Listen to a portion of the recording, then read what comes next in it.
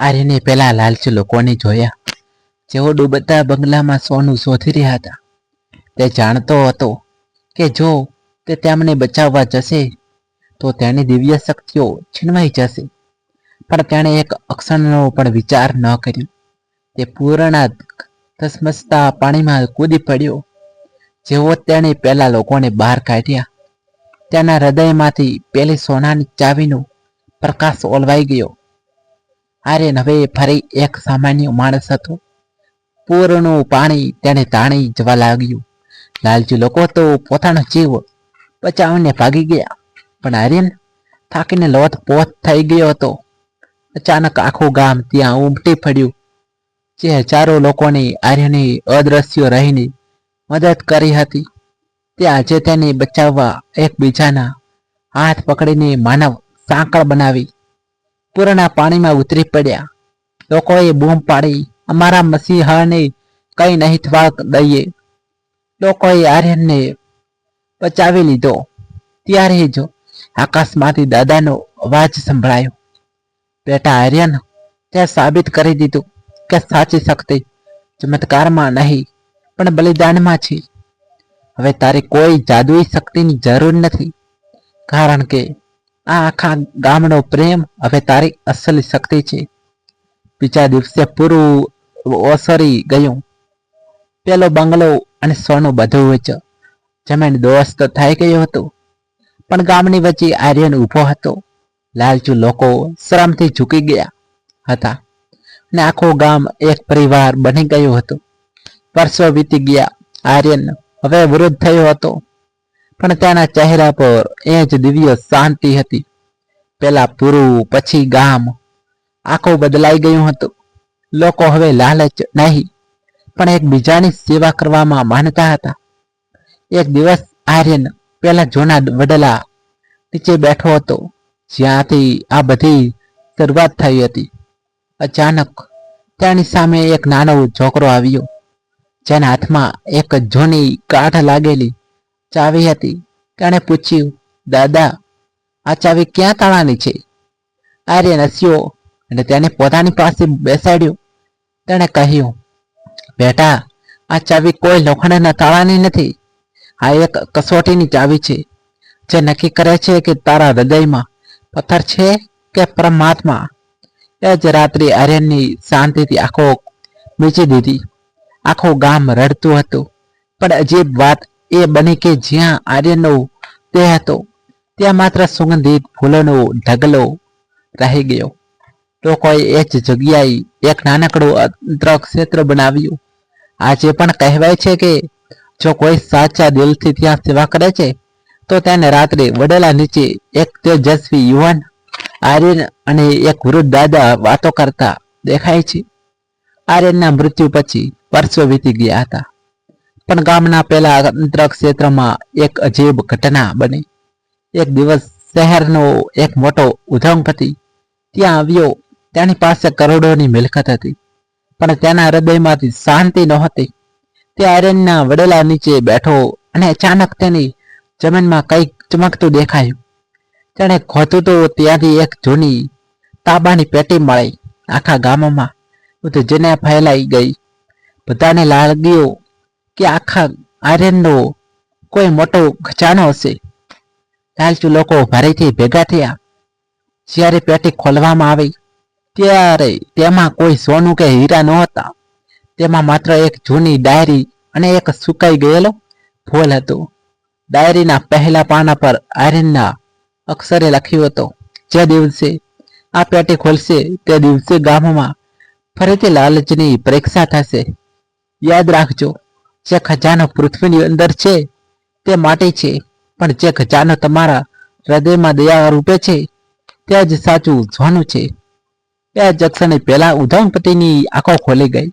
તેણે પોતાની બધી મિલકત, એ ગામની હોસ્પિટલ અને ગરીબ બાળકોના શિક્ષણ માટે દાન કરી દીધી. તે બીજો કોઈ નહીં પણ આર્યન, જે છોકરાને ચાવી વિશે સમજાવતો હતો, એ જ મોટો થઈને પાછો આવ્યો હતો. દાયકાઓ વીતી ગયા. જે નાનો છોકરો મોટો થઈને ઉદ્યોગપતિ બન્યો હતો, તેણે હવે એ ગામનું નામ આખા દેશમાં રોશન કર્યું હતું. પણ એક દિવસ ગામમાં ફરીથી એક જોની આફત આવી. ભયંકર દુષ્કાળ, ખેતરો સુકાઈ ગયા હતા અને પશુ પંખીઓ તરફડવા લાગ્યા હતા. લોકો ફરીથી પેલા જૂના વડલા નીચે ભેગા થયા. બધાની આશા હતી કે કદાચ આર્યન ફરીથી કોઈ ચમત્કાર કરશે, પણ આર્યન તો વર્ષો પહેલા વિદાય લઈ ચૂક્યો હતો. ત્યારે જ ગામના એક ગરીબ મજૂરે જોયું કે પેલા વડલાના મૂળમાંથી એક નાનો પાણીનો ઝરો ફૂટી રહ્યો હતો. લોકોએ ત્યાં ખોદમાં કર્યું તો નીચેથી કોઈનું સોનું નહીં, પણ એક પ્રાચીન જળ વ્યવસ્થા મળી, જે આર્યને વર્ષો પહેલા ગુપ્ત રીતે બનાવી હતી. એ પાણીના ઝારા પાસે એક પથ્થર પર કોતરેલું હતું, મેં તમને જે સોનું આપ્યું હતું તે તો ખર્ચાઈ ગયું હશે, પણ આ જીવનનું અમૃત પાણી તમને ક્યારે ભૂખ્યા કે તરસ્યા નહીં રહેવા દે. સંસ્કાર એ છે જે મુસીબતના સમયે રસ્તો બતાવે, ચમત્કાર નહીં.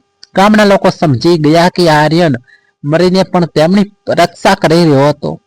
તે દિવસે આખા ગામે નક્કી કર્યું કે હવે તેઓ કોઈ પણ બહારના મુસીબતની રાહ નહીં જુએ, પણ પોતે જ એકબીજાના આર્યન બનશે. વર્ષો પછી એ જ ગામમાં એક વિદેશી પ્રવાસી આવ્યો.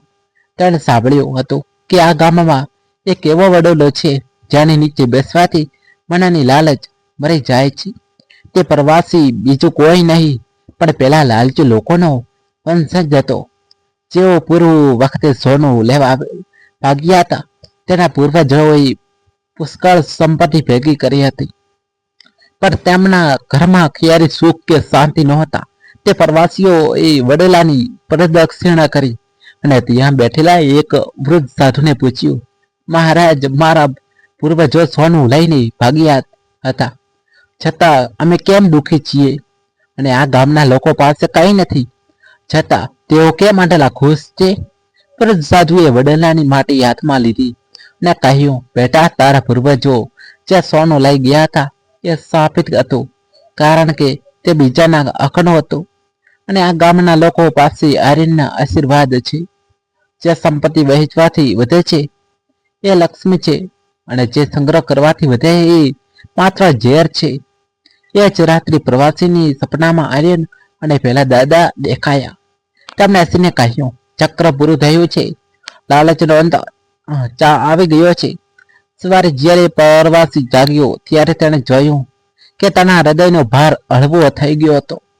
તેણે ગામમાં એક મોટી પાઠશાળા બનાવી, જ્યાં બાળકોને માનવતાનો પાઠ ભણાવવામાં આવે તો.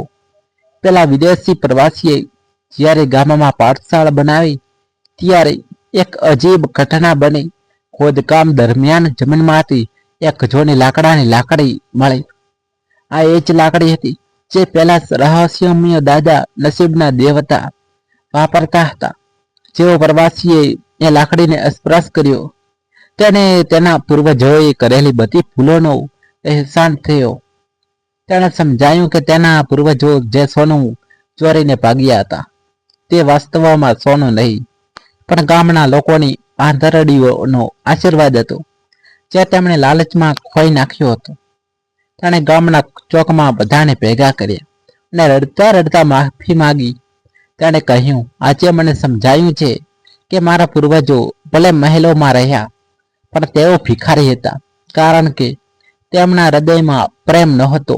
અને આ ગામના લોકો ભલે ઝૂંપડામાં રહે, પણ તેઓ રાજા છે, કારણ કે તેમની પાસે આર્યન જેવા સંસ્કાર છે. એ જ ક્ષણે વડલાના પાનમાંથી અમૃત જેવું પાણી ટપકવા લાગ્યું, જાણે કુદરત પણ તેના પ્રસ્તાવને સ્વીકારી રહી હતી. આર્યનનો આત્મા આજે કાયમ માટે મુક્ત થયો હતો, કારણ કે જે લાલચથી આ બધું શરૂ થયું હતું તેનો આજે સાચો અંત આવ્યો હતો. ગામમાં પાઠશાળા તૈયાર થઈ ગઈ હતી, પણ એક રહસ્ય હજુ બાકી હતું. જે દિવસે પાઠશાળાનું ઉદ્ઘાટન હતું તે દિવસે જ ગામના સૌથી જૂના અને જર્જરિત મકાનની દિવાલ અચાનક ઘસી પડી. આ એ જ મકાન હતું જ્યાં આર્યનના પૂર્વજો રહેતા હતા. જ્યારે કાટમાળ ખસેડવામાં આવ્યો ત્યારે જમીનમાંથી એક સોનાનો સિક્કો મળ્યો, પણ આ સિક્કો સામાન્ય નહોતો. તેના પર એક બાજુ લક્ષ્મી અને બીજી બાજુ સરસ્વતીનું ચિત્ર હતું. ગામના વડીલોએ આ જોઈને કહ્યું, આર્યને હંમેશા કહ્યું હતું કે જે ધન સાથે જ્ઞાન અને સંસ્કાર નથી તે ધન નથી પણ ભાર છે. આજે આ સિક્કો નીકળ્યો છે એનો અર્થ એ છે કે આ ગામોમાં હવે જ્ઞાનનો સૂર્યોદય થયો છે.